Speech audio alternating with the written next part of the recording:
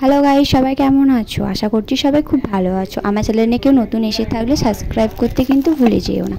প্রথমে কি করছি দেখতে থাকো। প্রথমে বিস্কুটগুলি একটি থালাতে বের করে নেব। 3টে প্যাকেট নিয়েছি আমি। আপনারা যদি বেশি বড় কেকটা করতে চান তাহলে বেশি বিস্কুট, আমি ছোট করব কেকটা, তাই অল্প বিস্কুট নিয়েছি। তারপর বিস্কুটগুলো ছোট ছোট টুকরো করে নেব।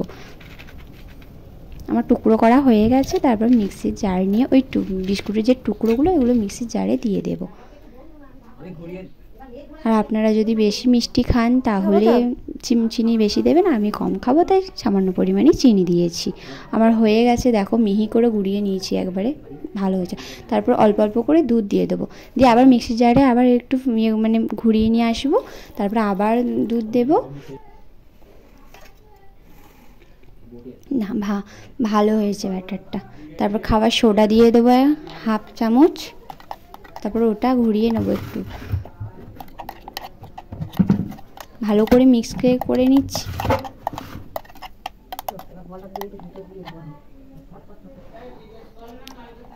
দশ মিনিট ধরে কিন্তু এটা মিক্স করবেন, তাহলে কি খাবার সোডাটা না ভালো করে মিক্স হয়ে যাবে বিস্কুটটার সাথে। তারপরে একটি মানে কেকটা যাতে তৈরি করব, আমি এটাতে তৈরি করব, দিয়ে সামান্য সাদা তেল দিয়ে দেব, সাইড দিয়ে ভালো করে লাগিয়ে দেবো, নাহলে ধরে যাওয়ার ভয় থাকতে পারে, ঠিক আছে। তারপরে একটা কাগজ কেটে রেখেছিলাম সেভ করে মাপে, দিয়ে ওই কাগজটা দিয়ে দিচ্ছি, জাস্ট নিচে দিচ্ছি, সাইডে দিচ্ছি না, সাইডে তো তেল আছে তাই জন্য।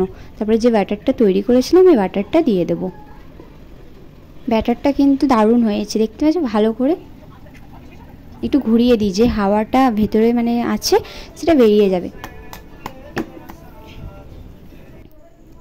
তারপর একটি কড়াই নেব, কড়াইতে 1 বাটি বালি দিলাম, বালিটা গরম হবে। তারপরে ওই যে ব্যাটারটা বাটিতে রেখে দিয়েছিলাম ওই ব্যাটারটা দিয়ে দেব।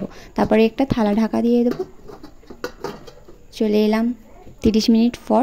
দেখো আমার কেকটা কিন্তু ভালো হয়েছে, দেখতে পাচ্ছ, একটুও লাগছে না কাঠিতে, মানে পুরোপুরিভাবে বেক করা হয়ে গেছে কেকটা।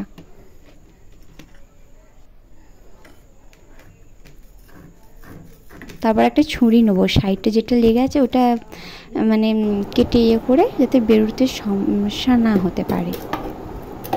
তারপর একটি থালা নেবো, কেকটা উল্টে হতে রাখবো, একটু মানে হাতে করে একটু থ্যাপ থ্যাপ না করলে না মানে চট করে বেরোবে না। দেখতে পেয়েছো আমার কেকটা কেমন হয়েছে? কমেন্ট করে জানিও, আর সাবস্ক্রাইব